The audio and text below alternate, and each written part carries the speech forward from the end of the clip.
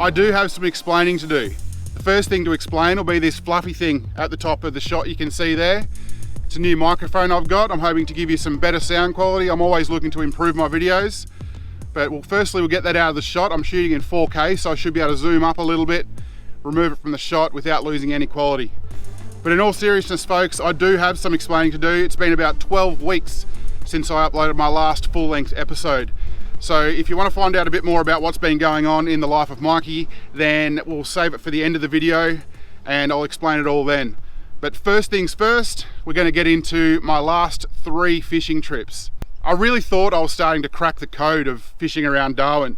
I'd been out on a few trips in a row where I'd got fish every time and I was going really well. But then more recently, over the last say 10 weeks, I've been out 3 times and have had pretty much 3 fails. The trips haven't been uneventful though, so that's why I'm going to show you some highlights of the trips.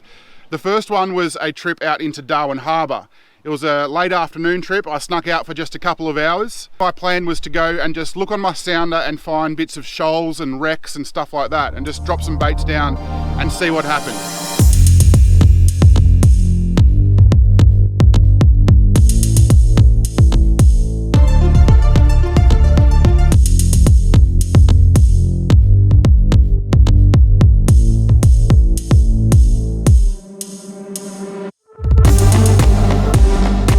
After anchoring up at one spot, dropped down the bait, and in no time I had hooked up to something huge. We're going to drop down some squid and see what we can get up off the bottom. Cool, got the rusty old wide gap hook. See how that goes. Simple as that. Drop.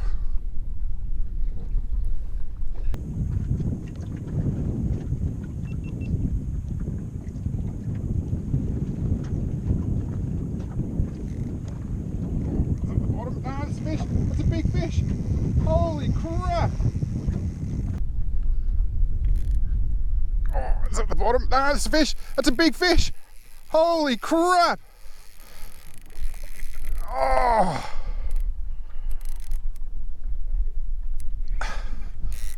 That is not the bottom. Holy crap. Okay, I'm glad it took this.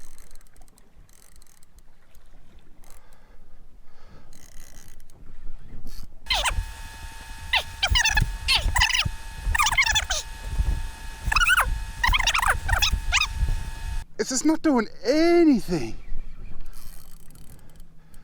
Like it's big, man, it's big. It's big.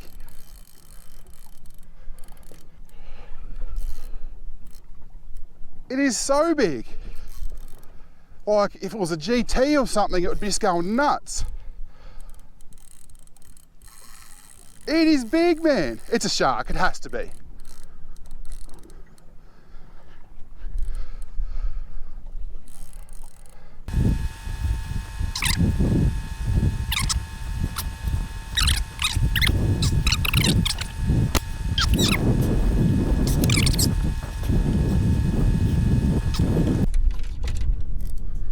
It's come up to the surface. Oh, it's a turtle. Oh no. It's a turtle. It had to come up for air.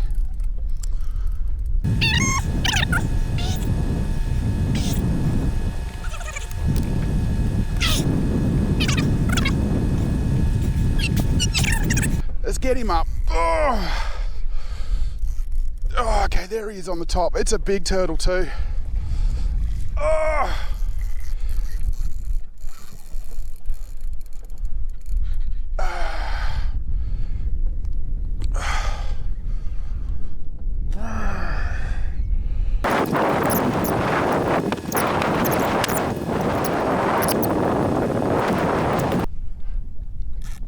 Oh my God.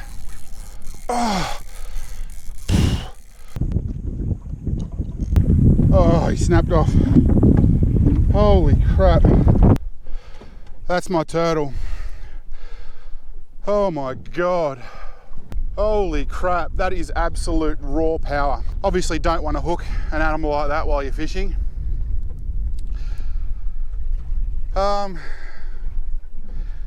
All I can say is I hope I never hook a turtle again. After I realised that it was a turtle, my only aim was to get it to the surface and try and get the hook out. Unfortunately, I wasn't able to do that, but the good thing was I got a good look at it and the hook was actually in the side of its shell up here, it wasn't in its mouth. So I'm pretty sure there'll be nothing wrong with that turtle. It'll be a-okay. It was a few weeks later, I went back out in the harbour. This time I went sneaking up a little creek to try and catch some barra. The aim of this trip was to try and recreate a previous trip I'd done where I actually did get some good fish. Unfortunately, the tide was a lot higher than I'd expected and the trip was a little bit of a fail.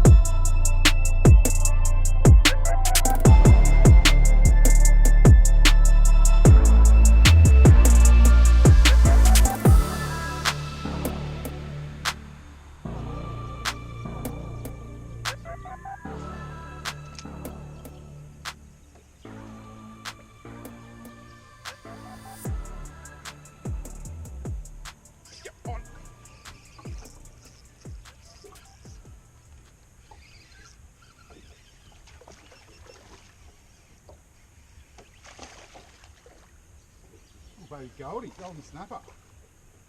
There it is. There it is. It's tiny, but it's a fish. My first fish in like 8 weeks. On the little tiny Xeric shrimp. And my most recent trip, it was just last weekend. It was out at Billabong. I'd never been there before. This was meant to be my big triumphant return. I was going to make a big long video. It was going to be awesome. I was going to do an overnighter out there. That never happened. What I did do is a little bit of an unboxing. There was a couple of things I opened up on camera. I'm going to roll on the clips and let's have a look at what happened out at Billabong.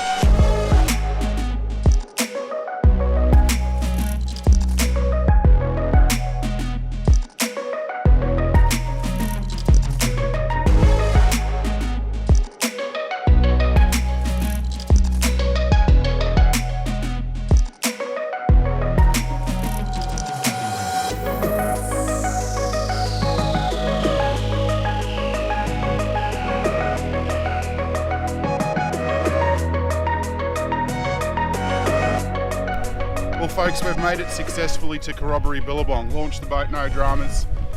To kick off this section of the episode, I'm going to do a little bit of mail time. I've got a couple of things I need to open on camera. I've had this one sitting in my lounge room for like 3 weeks. A bloke named Adam Turner, who makes some lures called Pristine Lures. He's been making lures for a very long time. I've been chatting to him a bit. Spoke on the phone to him for a couple of hours the other day, and he's a very passionate man about fishing and about making lures. He's been making lures for a very long time, and he really believes in them, and he reckons I should be able to get on some barra with them. So I am very excited to open that one up. The other one here is from my cousin Mitchell. He's a bit of a crazy chemist when it comes to home brew. He's made a couple of beers and sent them up to me from Mudgee down in New South Wales. He tells me it's a stout. I think he's got cocoa and vanilla bean and some other weird stuff in it. So as I said, a bit of a mad chemist, but they should be very good to have a bit later on. Let's start by cracking open the beer, shall we?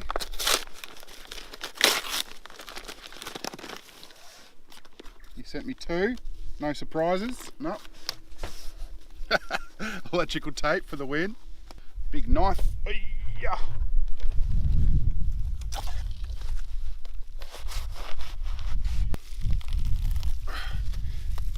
Yes. Okay, bottled. It's a mocha stout, 7% alcohol, apparently. Crikey. Thanks, Mitchell. I will enjoy, I promise. So we'll put this bad boy straight in the esky.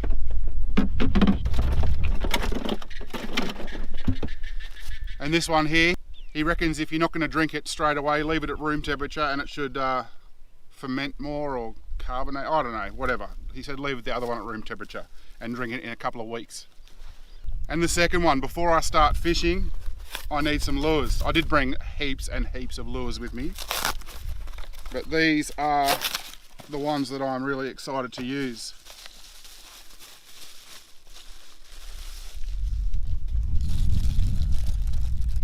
Yeah, beauty. We've got 4 here in different sizes.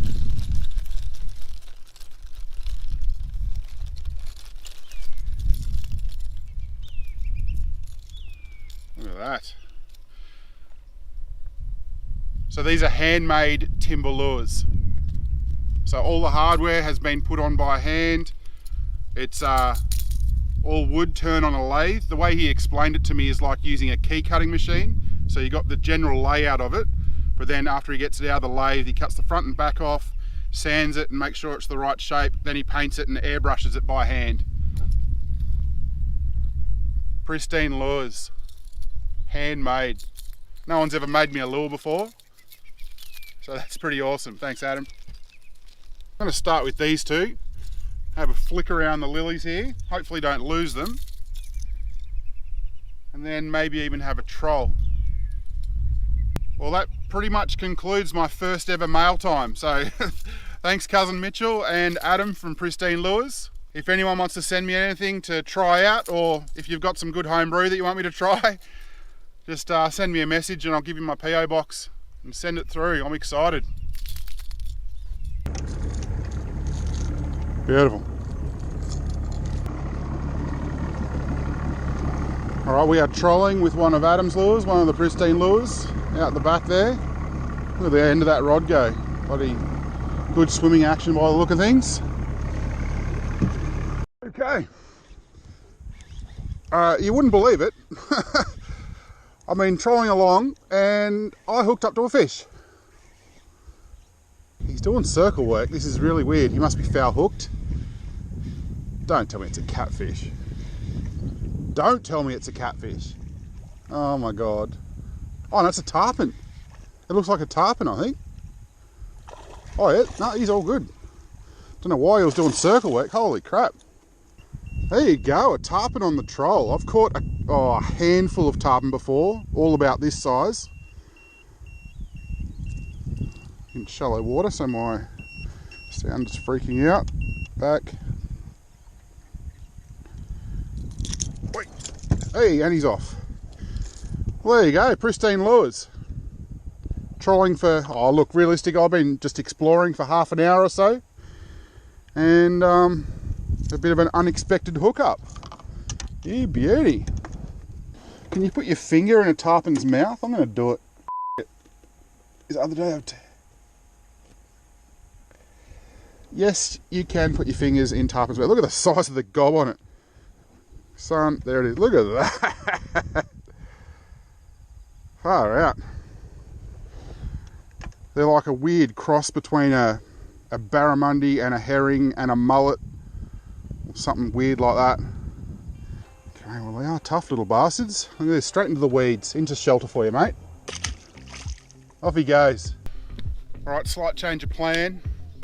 I really want to get some drone shots before this sun sets. So, gonna get the drone up, and that'll probably be it for fishing for today, but you never know, we might get onto some fish in the morning.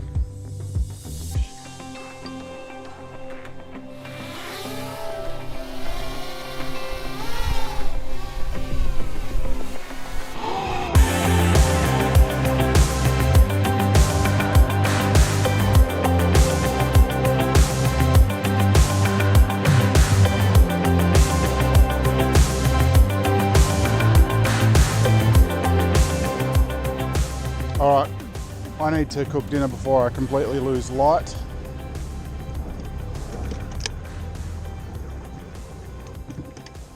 Okay, this looks like home sweet home. Oh, I reckon that branch up there. That's done.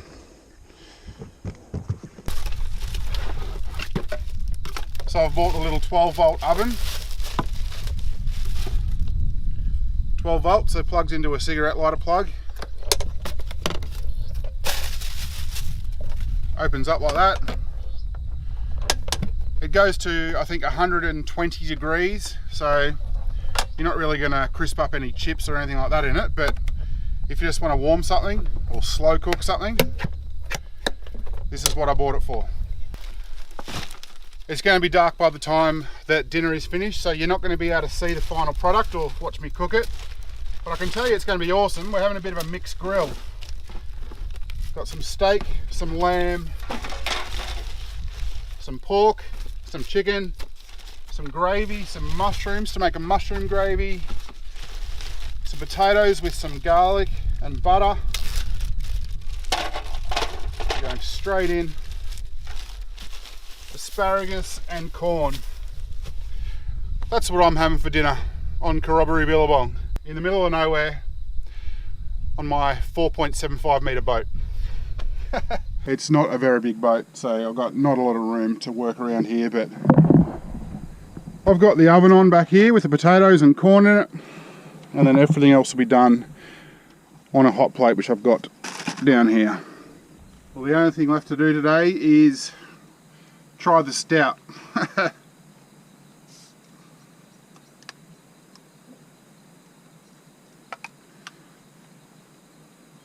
Oh, smells, if you're a stout fan, it smells more like Cooper's Best Extra Stout rather than, say, Guinness. It's on that end of the scale. I smell vanilla, and that's smells stouty.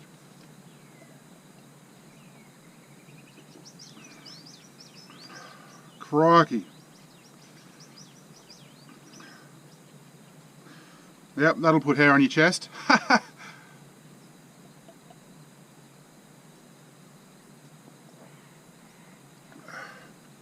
Bloody beautiful, Mitchell. Well done. Well, you're going to think I'm a bit of a princess for this one, but it was at this exact moment here in the video where I realised that I was completely underprepared. It was now when the mosquitoes came in. And you think you've seen mosquitoes bad before. This was 10 times worse, trust me.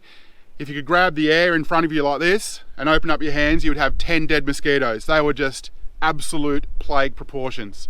So basically I thought, bugger this. I packed up the boat, headed back to the boat ramp in the darkness, got the boat on the trailer, had a bit of a kip in the car for a few hours, and then drove home. The big triumphant return turned into an ultimate fail. Well, that's the extent of my fishing trips over the last 10 or 12 weeks. So why the lack of fishing, you asked? Well, it all started off with a change in jobs. I'm working full time again now. I'm back to Monday to Friday, so that makes me a weekend warrior. Doesn't leave a lot of time for fishing. I won't tell you where I'm working, but I can tell you my title is Marketing and Media Officer, so it's pretty much an office job.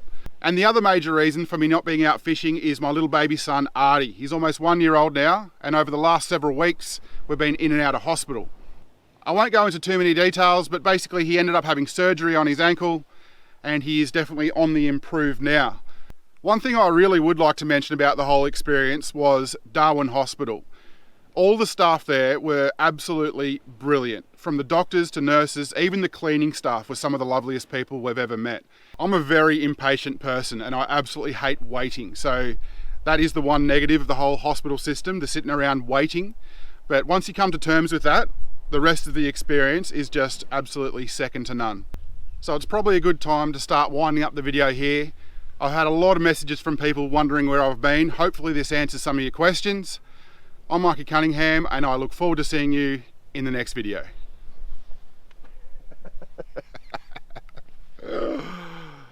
Oh shit.